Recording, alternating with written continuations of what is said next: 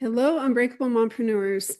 If you are feeling stuck and you're feeling like, oh my gosh, I don't know how to do this, or I don't know how to juggle, or you're just feeling like you're in this box and you don't know how to break out of it, well, today is the day because we are going to talk with Betsy Pepine, and she is going to tell us her journey and story and what we can do. So, my name is Charisse Walker, your host, and without further ado, Betsy, why don't you introduce yourself to us?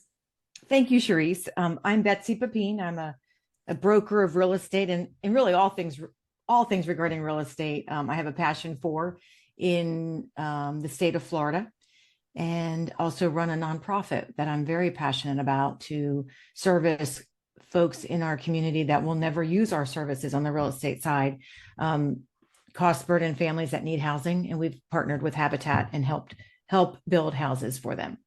That is so cool. I love that. So tell us your journey. How did you get into real estate? What made you decide to do that? So I was in the pharmaceutical industry. After graduate school, I was in the pharmaceutical industry for a decade. And I was in that industry in healthcare because of a lot of pressure that I felt from my family of origin. There was an expectation that my siblings and I would be physicians. And my dad's a physician. We grew up working in his hospital. Both of my sisters ended up being physicians. We were all pre-med. And I knew I didn't want to be a physician. And I think I was in the healthcare arena just to placate that familial expectation of me. Anyway, I found myself when my children were 1 and 2 in a very short period of time. There was a corporate layoff at my pharmaceutical company, or the drug that I was on did not get FDA approval, and they laid off the entire team. And I also found myself suddenly single with my girls. They were 1 and 2. And I think when you feel like life has thrown you a curveball, you start evaluating what's working and what's not working. And I just felt like I was living in this box, that I'd been living under these expectations of others. And I felt like universe, God, source, whatever we want choose to call that, I felt like was calling me to really pursue what I've truly loved to do since I was little. And that's combining real estate, which I've always loved, with entrepreneurship. And so that's what got me into the real estate. I think a lot of people thought I was crazy because I was leaving an industry that historically has provided well for people in terms of income and benefits for the family. I had the more stable job, even in the marriage, in terms of benefits and salary, and to leave that and jump into an industry that's highly variable. 80% of realtors don't make it their first year. And your income, if you do make it, is very transient. It can be at times. So I think a lot of people did not agree with the decision that I made at the time, but it was the best decision.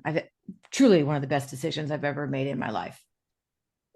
And so let's touch on that a little more, because when you decide to do something, because I was talking with somebody last week, I'm going to digress for a second, and I was going to this conference, and this person I was talking to that I love dearly said, I was watching this TV show about cults, and you're just in a cult.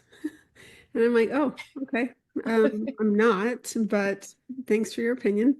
And so people who love us, they try to protect us. And so how did you break that cycle of saying, I don't need to please my parents, or I don't need to please this person, and I don't need to listen to them. I'll take their advice. Great. They're welcome to have their opinion, but I'm going to go over here and do what I feel like I need to do. How did that mind shift? How did you do it? I think for me, it's just, and I tend to do things way too late. I have a high tolerance for pain, which is not good, I mean, in terms of like emotional pain. And I don't exit relationships, even if they're familial, when they're not serving me. And I'm not saying that my family is not serving me at all, but in terms of, like, I held on to that. I stayed in that industry for 10 years, and it literally took a divorce and a layoff for me to wake up and say, I'm just not happy. Mm-hmm. So for me, it just became a point of every time, every time I'm saying yes to them, I'm saying no to me. And realizing that Mm-hmm. was and I don't know, I think it was just those two events happening so quickly together, just really was a wake-up call and made me think, wait a minute, I'm not going to be here forever. It's not like I had this unlimited amount of time. If I'm going to make a move, now would be ideal. Mm-hmm. It was very difficult. What was even more difficult probably was when I told my parents I was dropping out of pre-med. So my sisters and I all went to the same college. We were all pre-med. And junior year, I had to declare, and I just couldn't do it. And, I definitely dropped several levels in their, they have a hierarchy of status. And being a physician for them, that is just truly next to God. It's just like what it's almost like if you weren't, everyone wants to be a physician. And if you aren't, it's because you couldn't make it. It's, that was kind of the environment I grew up in and around. So to tell them I was not going to do pre-med and go at the business route, and business was not looked highly upon by my family. So that was probably the more difficult decision, was letting them know that. And they were, they didn't support it, told me that financially they weren't going to, support me after college, which I wasn't expecting anyway. But, if I had continued on a medical school, they would have. But I had to say yes to myself, and they got over it. And then when I went into the pharmaceutical industry, and it was fine. And then when I told them I was going to become a realtor, that was another shock to their system, because real estate, you only need an online class and you pass one test. You compare that to what's required to be a physician, it doesn't hold a candle. I know, but if you're good at it, you may pay more than you do as a physician. Yeah. So, yeah. With a lot less liability. Yeah. Yeah. So let's do the Paul Harvey rest of the story. Fast forward, you have 5 successful, thriving businesses now. How does your family, do they still feel that way about you, or have they said, oh, wow, there is another path? They do say that now. Okay. What saddened me was that I didn't feel like I had that recognition until I had made it in their eyes. And that's what's always hurt me, is that, and I try to raise my girls where I don't care what they do. I want, my goal from the time they were born is for them to be happy and independent, caring individuals, but that we're happy. And that really wasn't, I don't think, my parents' goal. And it wasn't that they were being hard on me. That's, I think, the environment they grew up in. They saw their parents go through everything, and they wanted what they thought was best for their children. And they were providing for that. I mean, financially, I had it on my plate. I mean, I didn't have to do anything if I wanted that as my path. And so they really were trying to look out for me. And I know that. But it did hurt me that they didn't really recognize what I did until when I got into real estate. My mother flat out told me, you do what you want, Betsy, or you need to do what you need to do, but just know you won't be our realtor. And Oh my gosh. and I said, wow. I said, why? And she said, well, do you remember so and so? And I said, yeah. She's like, well, she helped us buy this house. I was in the house. I was at my childhood home at the time. And I said, yeah, Mom, but that was 40 years ago. And she said, yeah, but every year since, she sent us a box of chocolate at Christmas. And, I thought, I was absolutely hurt, but it also gave me hope. I was like, wow, if that's all it takes to create a loyal customer for life, is a box of chocolate every Christmas, I'm going to do quite well in this industry. That's a good way to look at it. That's fantastic. And it is true, because as a realtor myself, there are a lot of people that do not keep in touch. It's very transactional, and I'm not that person. Mine is a relationship. So client appreciation events, multiple different things throughout the year. We call them Popeyes, making sure that you stay in touch. And because of that, like a huge part of my business is referral. Yeah.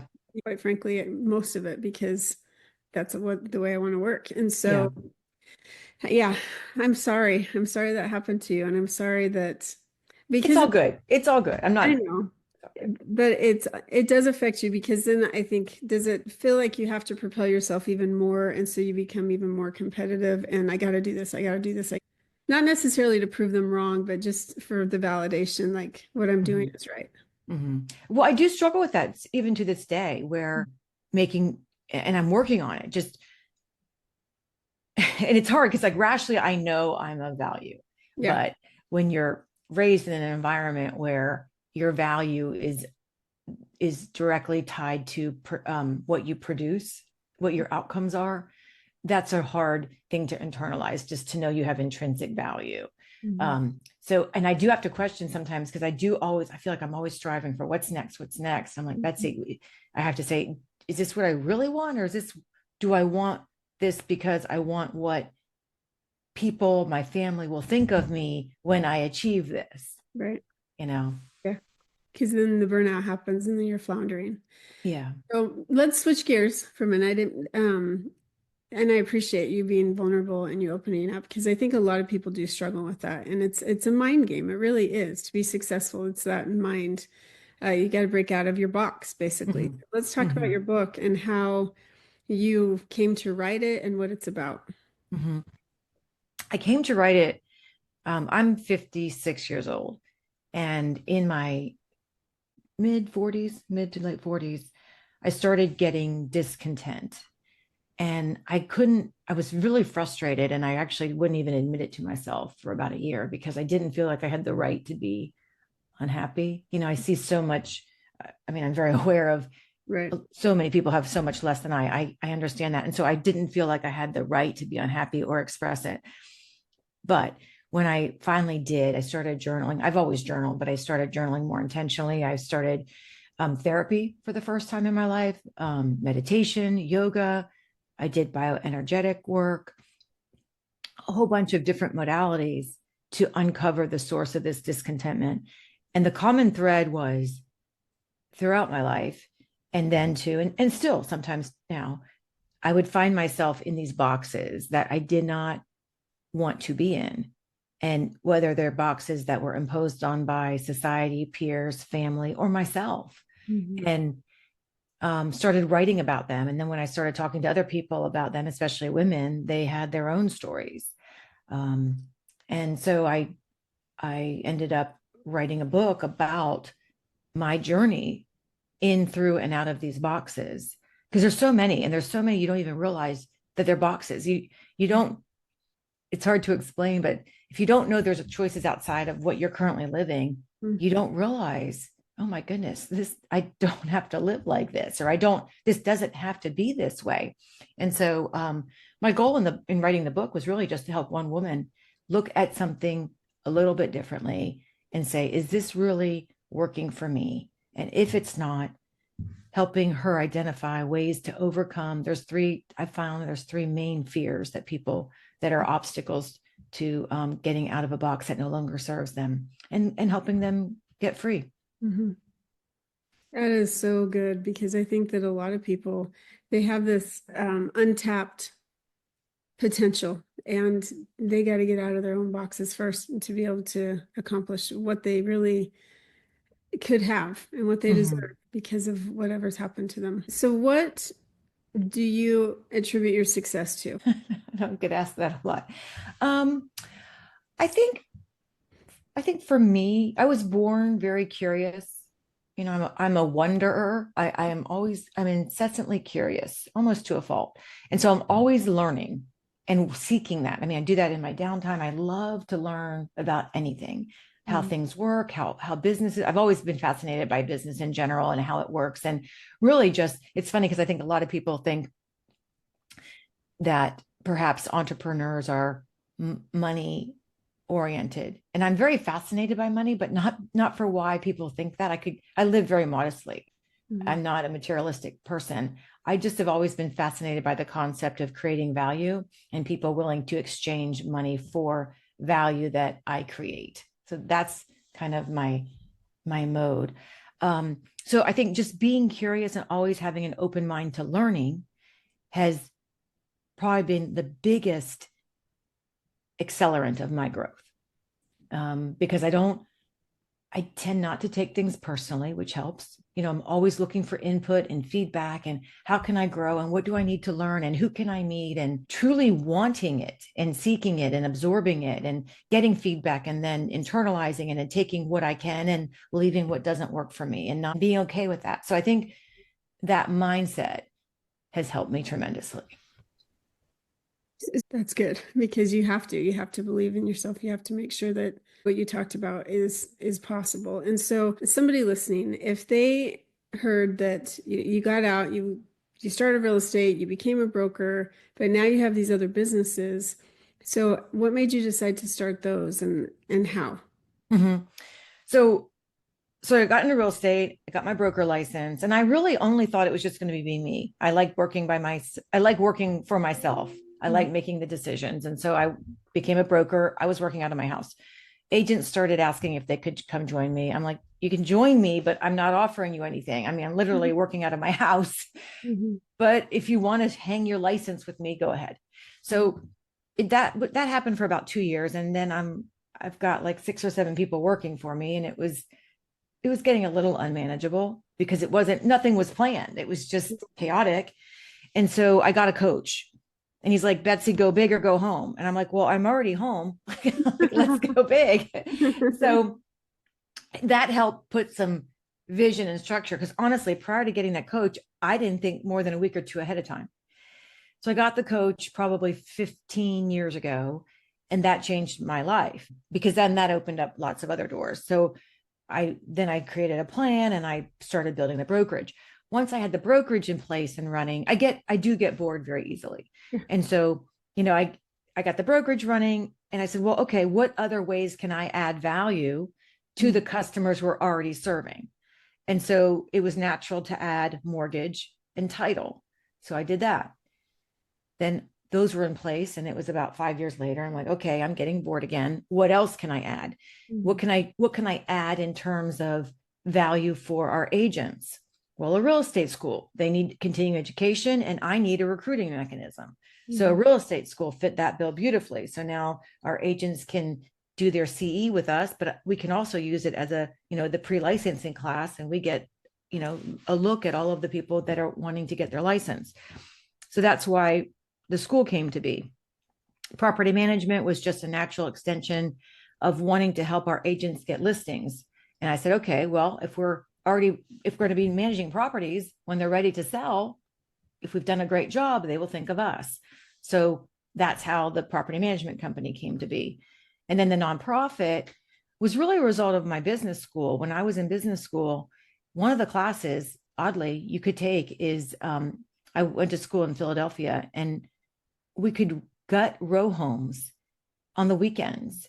And with donated labor and supplies, we rebuilt the homes and then sold them to at-risk cost burden families for nominal price. I mean, because most everything was donated.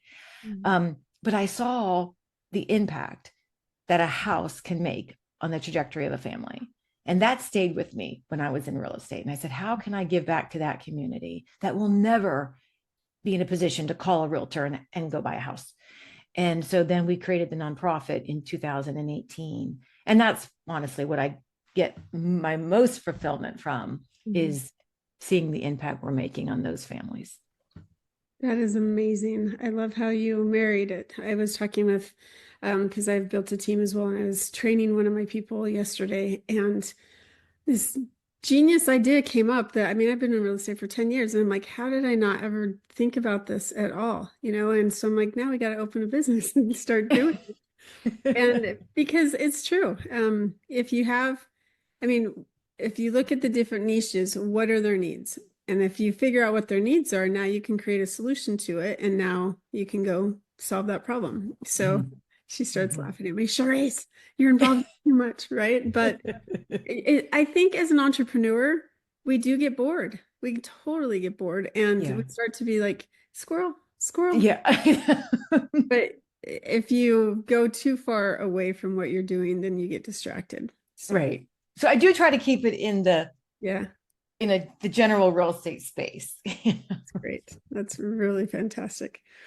Okay, so our time is limited, but I just want to know what would be your three tips for our listeners? If they're listening, like, okay, I need to get out of my box. What Mhm. would be your advice for them to break out of that? Yeah. Well, great. I say kudos to you for even being aware that you're in a box, because that's the first step. Then identify what is holding you back. Like, why are you in the box if it's not serving you? And it's usually fear based. So, fear of change, fear of loss. So, fear of change is how I combat that is change is usually just being in an uncomfortable situation. So I encourage people to put themselves purposely in uncomfortable situations on a regular basis. That is one of the reasons I take an ice cold shower every single morning, because I know if nothing else happens throughout the day, I have made myself uncomfortable for at least 5 minutes, right? Oh, wow. But it's like a muscle, and it builds and it strengthens. So you get very comfortable being uncomfortable, and you start to recognize, an observer. You start to recognize how your body reacts and how you can respond. And so change doesn't feel as threatening to you. So that's one fear. Fear of failure is the other big fear. For me, that's a mental construct. That's a box. That's that a box to me. It doesn't Boxes don't exist in any world but the human world. I've got two dogs sitting right here beside me. They are not contemplating if they're going to fail going to chase a squirrel this afternoon. That doesn't enter their mind. It's it's just an opinion we place on something that we have done. And we can place any opinion we choose on that outcome. So for me, I don't choose failure. That is not an option in my life. It doesn't exist, because for me, I always say, okay, Betsy, what's the worst that can happen if I take path B? Mm-hmm. Worst case, it doesn't go my way, right? I have to pivot. Mm-hmm. Okay. And I will have learned, I don't know what it is yet, but I will have learned something very valuable that I'm sure I can use throughout the duration of my life here on earth. So that's worst case scenario. And research has shown worst case scenario happens 3% of the time. I'm willing to take that. Yeah. Right. So for me, the failure box does not even exist. And then the fear of loss is a real one. It's either loss of status, loss of social connection, or loss of financial impact. Status was the one I feared for a long time in my family, and I did lose it. And I had to be okay with that. I went down several levels when I decided not to be pre-med and not to be in the healthcare industry. That hurt. I mean, it did. I was young. It would hurt today too, but I think I would be able to handle it um, much more healthily, because I have a much more secure sense of myself outside of that. But I didn't at the time when I was in my 20s. Fear of, but I do with the status, because sometimes I still sometimes feel myself resistant from some things. And I'm like, what is that? What is that resistance? And I can tell it's ego. And I said, no, Betsy, don't ever let your ego decide something. And I just mentally or visually in my head say, put your ego on the shelf and move forward. Don't let the ego impact your decision. The fear of social connection, a loss of social connection, that will happen when you start to grow. You will change your social circle. It's not bad. It's necessary pruning to grow. But you've got to be aware that that's going to happen. And if you can proactively shore up social connections in this new path you're carving, it will help ease the loss you feel from folks that just can't adapt to the new you, your new path, where you're headed is not going to align with everybody that's currently in your circle. There are so many great mentors out there that can help you shore up those connections, so it's not going to feel as hard when you lose some. And then the fear of the fear of financial loss. I did have a big fear of that jumping into real estate. Nowadays, which was not 20 years ago, there's so many options available for the gig economy. You can drive for anybody and make ancillary income or have these startup businesses online. Those weren't options 20 years ago, but now they are. So there's just so many ways you can shore up your financial stance so that making a transition in a career is more palatable. So that's what I would recommend to your audience who are in a box and are trying to get out of one. Fantastic. Thank you for sharing that. You're welcome. So we didn't talk about momhood at all. And so I just want to ask you one question, which is really because, I mean, you started where they were just toddlers still in diapers and having to navigate all that. Mm-hmm. But if you were to sit on a park bench and this 9-month pregnant first time mom came and sat next to you and you see her waddle as she sits down on the park bench and you just kind of chuckle like, I remember that time. And now where you are today, what is one piece of advice that you would give that mom? Well, I write a whole chapter, a couple of chapters, about 3 chapters in my book about that. And that is the good mom box. And I was not aware of that box until I had my child, but I was shocked at how quickly moms judge other moms about their parenting, and even the competition with infants and who's walking first and who's eating first and it was ridiculous. And I would just say to be true to herself. I threw out the good mom box. I decided this when they were in kindergarten and first grade. I said, this is crazy. I'm not playing this game anymore. And I exited it. And I talk about that in my book, but that's the biggest advice I would give to her. Stay true to what you know to believe to be true and what's best for your children. And then the other thing, just because of my own childhood, is I would encourage any mom, any parent to really, when they make decisions when they're young, asking themselves, what is the ultimate goal in parenting? And for me, it was having children or adults who were independent, good citizens, and were happy and well-adjusted.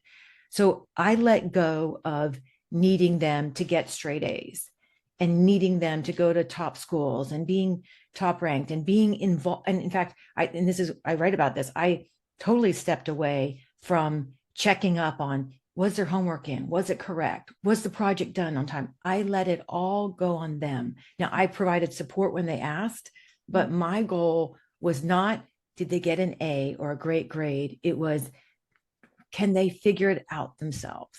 And the independence and self-sufficiency that would create in them.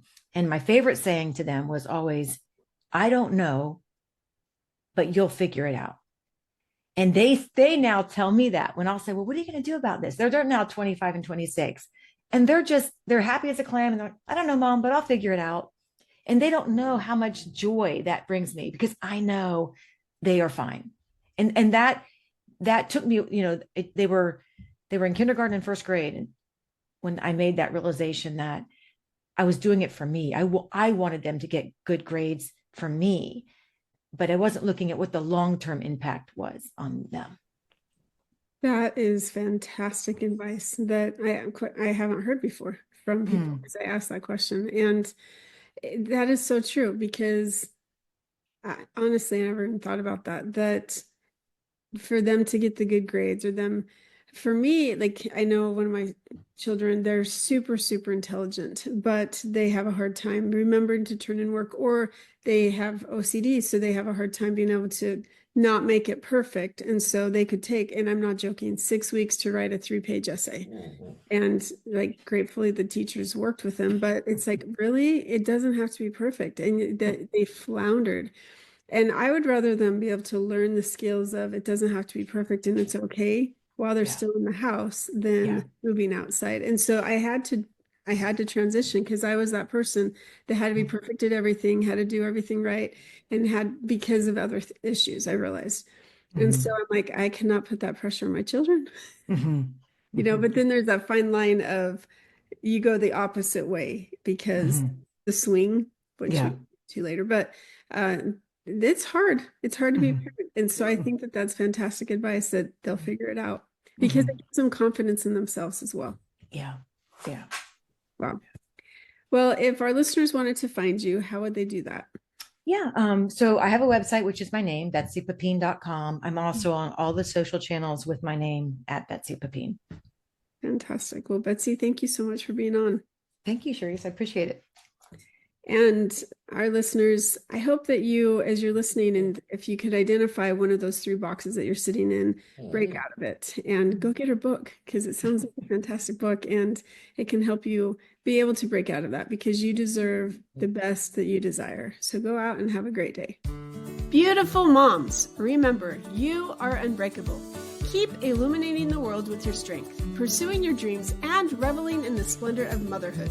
This is Charisse Walker, bidding you farewell for now. Stay tuned for more empowering conversations on the next episode of the Unbreakable Mompreneurs podcast. Until then, keep shining bright. Signing off with love, Charisse Walker.